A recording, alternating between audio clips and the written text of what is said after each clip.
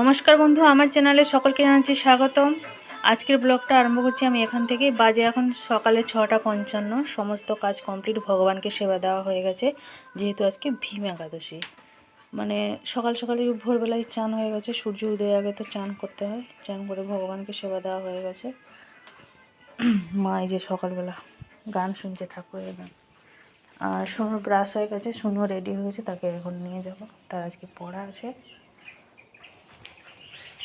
আর রাত্রিবেলায় তো প্রায় কাজকর্ম শেষ করে রেখেছিলাম, মানে এই বাসন মাজা আর এই রান্নাঘর মোছাটা আমি এখন রাত্রিবেলায় করে নিয়েছি। আর এদিকে সবাইকে চা দিয়ে দিয়েছি। মা তো আজকে চা খাবে না। এই যে ছোলা ভিজানো হয়েছে, ছোলা সয়াবিন আলু দিয়ে একটা তরকারি হবে আজকে, নিরামিষ। আমাদের এই যে এই দিকটা ভিজিয়ে রেখেছি, এটা বাদাম, এটা হচ্ছে এই যে সাবুটা ভাজবো বাদাম দিয়ে আলু দিয়ে। বাদাম আলু দিয়ে সাবু ভাজবো। মা যদি মাখা খায় তো হয়। আসার সময় কলা নিয়ে আসবো, পাকা কলাগুলো। সোনুকে যখন স্কুলে দিতে যাবো তখন। তো আজকে এই নিরামিষ রান্নাবান্না। সোনুকে দিয়ে আসার পথে আমি একাদশীর একটুখানি সবজি বাজার নেবো, যেমন কুমড়ো নেবো আর কাঁচকলা নেবো। পেঁপে তো আছে বাড়িতে, আলু আছে, বাদাম আছে, ব্যাস হয়ে যাবে। আমি একদম হয়ে গেছি রেডি সোনুকে নিয়ে যাবো বলে। কাপড় চোপড়গুলো এখনও কিছু শুকনো দিতে যায়নি, এক বালতি মতন বসানো আছে। এই যে সোনুর রুটিনটা গুছাচ্ছে, গুছাক, আমি ওদিকে আমার করে বিছানাটা তুলে নিই। সোনুকে দিয়ে চলে এসেছি। এই যে আসার সময় নিয়ে এসেছি এই যে কুমড়ো আর একটা কাঁচকলা নিয়ে এসেছি। আর পেঁপে তো আছেই গাছে। কুমড়োটা 900 গ্রাম আছে, আর একটা কাঁচকলা, পেঁপে, আলু, বাদাম এইসব দিয়ে হবে আর কি। আর এদিকে মা এই যে প্রেশারে দিয়ে দিয়েছে ছোলা আর আলু। এবার আমি যাবো ছাদে গিয়ে সমস্ত কিছু কাপড় চোপড় শুকনো করে দিয়ে আসবো। এই যে মা এখানে আসছে পেঁপে তুলতে, আমি ওদিকে মশলাগুলো সব বেটে দিয়ে এলাম।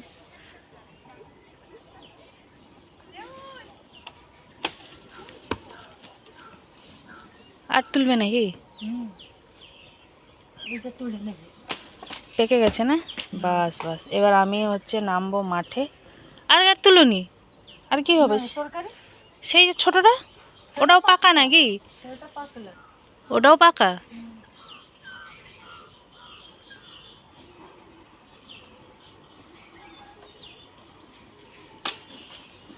বাস বাস, দুটো পাকা, এই যে ছোটোটা হচ্ছে কাঁচা। এবার আমি নামবো মাঠে, তুলবো সব পেঁপেগুলো, মাঠ থেকে তুলে নিয়ে আসবো।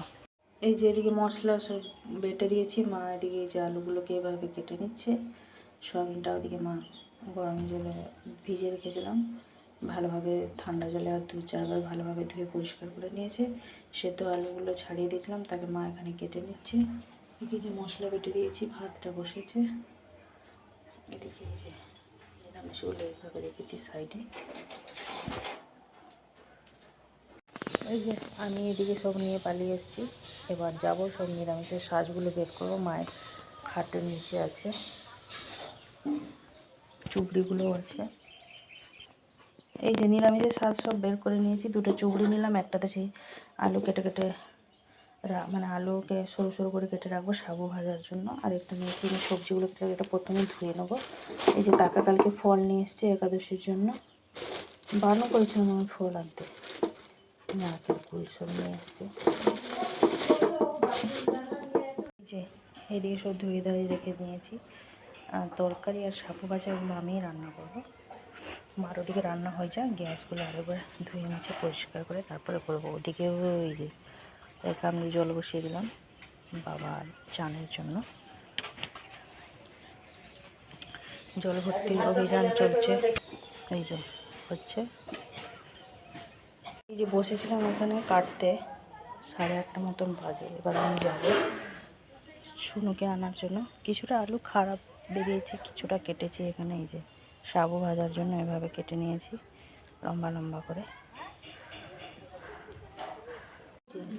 সোনুকে আসার সময় নিয়েছি, সোনুকে যে আনতে গেছিলাম আসার সময় নিয়ে চলে এসেছি যে পিঠাই পরোটা। সোনু আজকে বলেইছিল যে আমি পিঠাই পরোটা খাবো। তো পিঠা পরোটা খুবই একটা প্রিয় জিনিস। চলুন আমি এখানে টিফিনটা প্যাক করে দিই, তারপর একাদশী রান্না বান্নাগুলো করবো। তরকারিটা রান্না হয়ে গেছে, এবার ধোয়া মানে গ্যাসের গাছটা মুছে মাছে ধুয়ে ধায়ে দিয়ে তারপরে রান্না করবো একাদশীর তরকারি। এদিকে এনে দিয়েছি ওকে 200 পেটাই পরোটা। চলুন ওর টিফিনটা প্যাকিং করে নিই।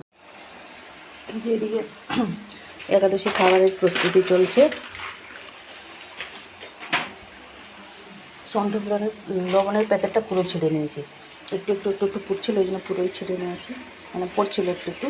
এদিকে আমার সাবু ভাজাটা হয়ে গেছে আলু দিয়ে বাদাম দিয়ে, এবার একটু নামিয়ে নেবো। এবার তরকারিটা আমি এদিকে তুলে নেবো। সুনোজন এদিকে একটুখানি জল গরম করবো ভালো করে, আবার এসে তরকারিগুলো সব নিচে নামিয়ে গ্যাস মুছে মাছে ধুয়ে মাজামুজি করে একাদশীর খাবার প্রস্তুতি চলছে। চলুন এদিকে সাবু ভাজাটা হয়ে গেছে, নামিয়ে নিই, তরকারিটা এদিকে তুলে নিই। মা ওদিকে সুনুকে খাইয়ে দিচ্ছেন, মাকে বললাম তুমি সুনুকে খাইয়ে দাও, আমি এদিকে রান্নাবান্নাগুলো দেখে নিই। সুনুর খাওয়া কমপ্লিট হয়ে গেছে, মা খাইয়ে দিয়েছে। এবার ওর জন্য এই যে গরম জল বসিয়েছি, ও চান করবে বলে। এদিকে সাবু ভাজাটা হয়ে গেছে, নামিয়ে রেখে নিয়েছি। এই যে তরকারিটা হচ্ছে, মার জন্য এখানে কিছুটা সাবু রেখেছি। মা যেহেতু সাবু মাখাটা খেতে পছন্দ করে, ওই জন্য কিছুটা রেখেছি। বাকিটা এই যে আলু বাদাম দিয়ে ভেজে নিয়েছি। এই যে এদিকে আমার কমপ্লিট তরকারি রান্না। এবার সুনুকে দিয়ে এসে তারপরে মানে আমরা খাবো আর কি। সুনুকে স্কুলে দিয়ে আসবো, আসার সময় নিয়ে আসবো, কলা নিয়ে আসবো, পাকা কলা। মা ওই একটুখানি সাবু মাখা খাবে, মা ভালোই বাসে সাবু মাখা খেতে, এই জন্য আমাকে আবার বলছে কেন এত সাবু রাখলি, সব ভেজে দিতে পারতাম, একটুখানি রাখলে হতো। একটা মানুষ যখন খেতে ভালোবাসে একটুখানি বেশি করে রাখাই উচিত, তাই না?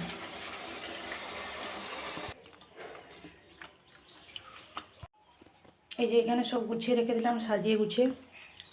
সোনুর ওদিকে চান কমপ্লিট, আমার এদিকে রান্নাও কমপ্লিট। এই যে বেজে গেছে 11:10, সোনুকে দিয়েই চলে এসেছি। এসে একটুখানি খেয়ে নিলাম, মা আমি দুজনে একটুখানি জল খেলাম। জল খেলে একটুখানি সাবু ভাজা খেয়েছি, এখানে বসে আছি। আসার সময় এই যে কলা নিয়ে এসেছি, মা এই যে সাবু মাখা খাবে বলে ওই জন্য। সাবু মাখাটা আমার অতটা পছন্দ নয়, যদিও একটুখানি নারকেল থাকলে ভালো হতো, তবুও ভালো লাগে। বিনা নারকেলে এভাবে ভালো লাগে না সাবু মাখাটা। এই যে দুটি প্যান্ট জামা ছিল, প্যান্ট জামা মিশিয়ে 4টে ছিল। আয়রনটা করে নিলাম, ভাবলাম খামোখা বসে না থেকে আয়রনটা করে নিই, আয়রনটা করে নিলাম। এখন একটুখানি বসবো। এই যে শুনে চলে এসছে স্কুল থেকে, 4:45 বাজে। আমাকে একদম ঠান্ডা লেগে গেছে। শুনুকে জিজ্ঞেস করলাম কী খাবে, ও টিফিনে ফেরস্ত নিয়ে এসছে, তাই তো মা? পেটে পরোটা একটুখানি ঘুগনি আছে, আমাকে বলছে তুমি খেয়ে নাও। আমি আজ খাবো না, একাদশী। বলছি তাহলে মামাকে দিয়ে দাও। ভাবছি মামাও আজ খাবে না। বলছি ঠিক আছে তাহলে আমি পরে খাবো, আমাকে একটুখানি সাবু ভাজা দাও। ও আমার মতন এইভাবে সাবু ভাজা খেতে ভালোবাসে। ভালো লাগছে মা, খাও। বেজে গেছে 5:45 মতন, আমার সন্ধে দেওয়া হয়ে গেছে। শোনো এই যে এখানেই ছিল।